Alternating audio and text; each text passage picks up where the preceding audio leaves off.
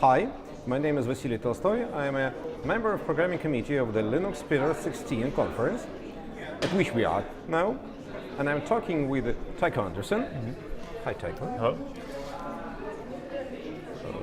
Tycho is the speaker of our conference. So, can you talk to our listeners and viewers, say something about yourself? Who you are, where you're working. Supposedly everybody sees it already, but Yeah. let's pretend we do not. Okay. And what you're doing there? Sure, yeah. My name is Tycho Andersen. I'm an engineer at Canonical working on Linux containers. I worked at Canonical for about 3.5 years, and I have mostly worked on LXC, LXD, and the checkpoint restore functionality both in user space and in the kernel. So, yeah. Sounds great. Your talk was about the live migration of the LSD containers. Can you briefly talk about that? What it was about? Sure. So the talk goes over what basically from when you in the command line type LXC move a container from here to there, what all happens. So there's a lot of things that happen. Both the file system also gets moved. LXD manages your files and everything, the container's file system. But then also there's a lot of stuff that happens in the actual process tree of the container that's very interesting in terms of how we grab the information from one side and send it over and restore it on the other side. And so the talk goes through basically what happens when you actually execute that command as to how it's all negotiated and can you tell us, is the problem solved in general, or No. it still doesn't move? No. So you're working on a non-working software. Yeah. Cheater. Yes. Ladies and gentlemen, they cannot move containers. They were cheating all the time. Yeah, this is a good point actually. The problem space is huge. You know, you have to checkpoint everything in the kernel. There's so many system calls that can put arbitrary amounts of state into the kernel, and you have to examine all of that and reconstruct it correctly on the other side. And you know, we have a subset that works for a lot of workloads, but not for everything. We do sell a product that you can pay us to solve a particular problem if your workload has something, and that's how we're doing it now, is on a case-by-case basis for customers. But the problem is huge, and there's a lot of stuff to work on. So if people are interested in this, definitely get on the mailing list and stuff. Yeah, it's you're right. There's a lot of stuff to do. So. Yes. Okay. Can you, from a very subjective point of view, can you tell us, from your opinion, what most important has happened in Linux and the open software world in the last maybe 2 years? So in the last 2 years is interesting. Recently, which means 2 years. I would say there's two things that I'm very excited about. One, of course, is containers. I make my living doing containers, and that's big for me. It's also very cool technology just in terms of the sort of performance and density benefits you get from containers. On the user space side of containers, there's lots of interesting things going on in terms of the OCI, and they have a packaging format. And then in the system containers world, we are now sort of unified on CREU, checkpoint restore, and user space, this tool to do live migration. And so I think there's a lot more rapid progress being made there than was being made before. The other project that I'm really interested in just on a personal level is eBPF. Yes. Right now, eBPF, and I don't do anything with this professionally, but just right now, eBPF is it's very new, and it's being used mostly for networking now. But I think eBPF has the opportunity to be used in lots of areas in the kernel that have not been explored yet because it's just so new. And I think it offers a lot of. I mean, you basically can install an arbitrary program into the kernel and run it in kernel space, so you avoid this whole trapping back and forth problem, which opens up, I think, a lot of speed improvements and other interesting applications for this in the future. So, it's very interesting. Personally, I never thought of eBPF of anything else that the solely networking thing. But like they have for example, they have users already in the kernel outside of this in tracing, and then also like seccomp, for example, compiles to an eBPF program. You can't insert a seccomp eBPF program. They have another language that they use, a classic one, and they compile that to this other language, and then so they have internal users in the kernel, and I think that's kind of just the tip. I think there's much more there. So, yeah. Great. By the way, do you know, do the eBPF currently have the provide a form of virtual networking device to which the packets are deviated by certain criteria? They had the plans. I heard about it in year 15, but I don't know what's going on now. I don't know. I think there's so. What I know now is that they're talking to hardware vendors, and they're implementing hardware support for eBPF and stuff like that, but I'm not sure if they're exposing some network device directly to user space that you can program with eBPF. I don't know if you have to attach it to a driver of already existing hardware or not. But there are, hardware vendors are very interested in this, and they're doing hardware offload for eBPF programs, actually. So they have hardware that implements the eBPF instruction set and will do it. So it's absolutely great. Yeah. And what do you think? What would happen next? What do you expect to happen in short future?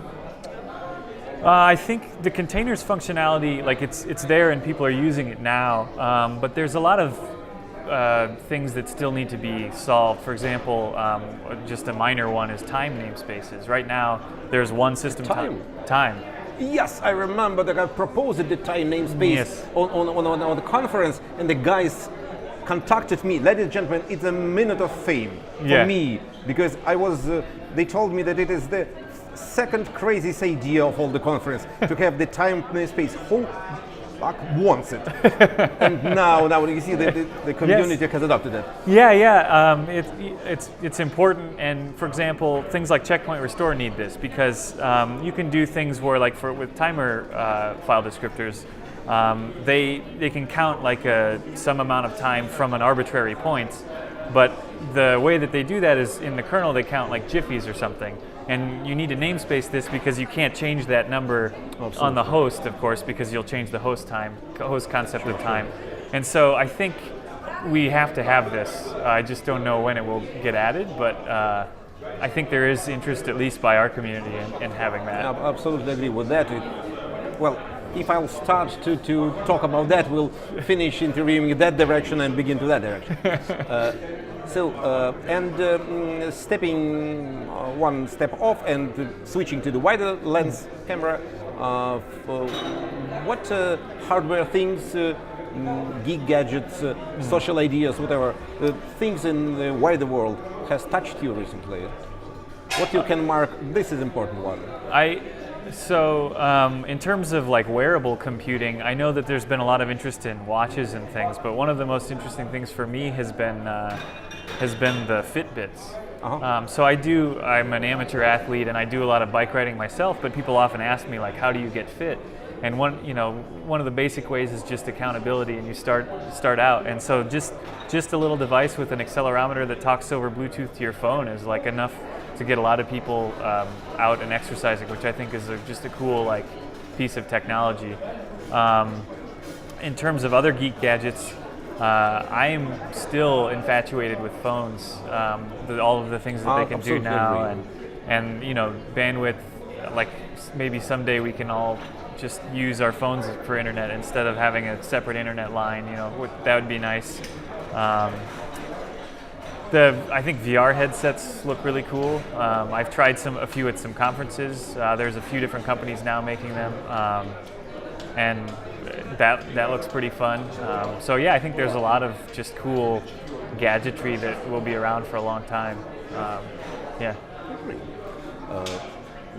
We are at the conference, which is more or less understood at this time, I guess. So what is your opinion?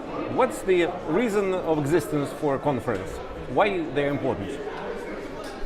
So one of the things that I like about conferences, and this one has been good in that respect as well, is you can talk to people who are you're interested in working with. So a lot of the Linux community, obviously I'm not Russian, And I know the reason that I'm here is because I know some Russians who I've worked with for the last 3 or so years. And conferences like this are a chance to get to meet people. You know, you send a lot of emails, you send patches over email or whatever, and it's almost as much about like going and trying. Last night I tried some Georgian food with these guys, and it's almost as much about that. And you know, over dinner you talk about technical ideas. What are your company's plans for the next 6 months? What are our company's plans for the next 6 months? What can we work on together? So it's that much as much as the talks are very nice, and you learn about things you wouldn't know about. I think the just the hallway track, as people call it, is honestly the best part. So Can't say better. And regarding the specifics, what specific conferences would you recommend our viewers to attend, if possible, or at least to see the materials from the videos? Yeah, so Linux Plumbers, I think this was hosted 2 weeks ago, is always a great conference. They have it's very technical talks. So I really enjoy going to that conference every year, and there's a lot of, some of the talks are not even talks, or they'll have like micro conferences, and the micro conferences are just basically big discussions among the developers of that particular kernel subsystem or user space thing, whatever. Like for example, there was 2 micro conferences that I attended at the Linux Plumbers 2 weeks ago. One of them was we had a special micro conference for containers, and users of containers got together with the authors of container orchestration systems. Yes. Yeah. And it's very important. Yeah, and you hear people's pain points, and then you can take those pain points back to your company and say, look, like we really need to do this feature or that feature. So that's very nice. But then also just the content at Linux Plumbers is very technical in nature, and it's less advertising or my company does this or whatever, and a lot more just here's the kernel, here's interesting problems, So that's a conference that I really love going to every year. LinuxCon and ContainerCon can be the same way. I would say Plumbers is definitely the highest conference on my list, but the LinuxCon and ContainerCon, they have one for each for Asia, North America, and Europe. So the content varies because they have 3 different conferences, but those can be also very good as well. I presented at those and talked with a lot of people there. So all of those are really a chance to just go meet the people that are working on the things that you're interested in, and the people that you work with and that you've sent emails to but have never spoken to, and it's very nice. Having a face makes a big difference. So. Sure it is. And the usual personal question, which in your case with your polo shirts becomes extremely sensitive. What operation system perchance do you use on your home computer? So of course I use Ubuntu on all my home computers. I've been in Ubuntu guys, you can stop watching here. He said the correct words. Now we can say the truth. They disappear. So actually I've been an Ubuntu user since 2007, which was pretty early on in the Ubuntu lifetime. Before that, I was a Debian user, and it was mostly just Ubuntu kernel had patches that I needed for my desktops and laptops that the Debian kernel didn't have, and so that's why I started using it. And then I just there's a lot of things that Ubuntu does, mostly kernel work, but also some user space work that's just very nice, and things just work out of the box. And so I've used Ubuntu. I guess this is 2016, so almost 10 years. But I've only worked at the company for 3.5. So the question is, when I get fired from Ubuntu, what operating system will I use? I don't know. Keep him. So if you're still watching, keep him. Yeah. So thank you very much. Yeah. Thank you. Bye bye.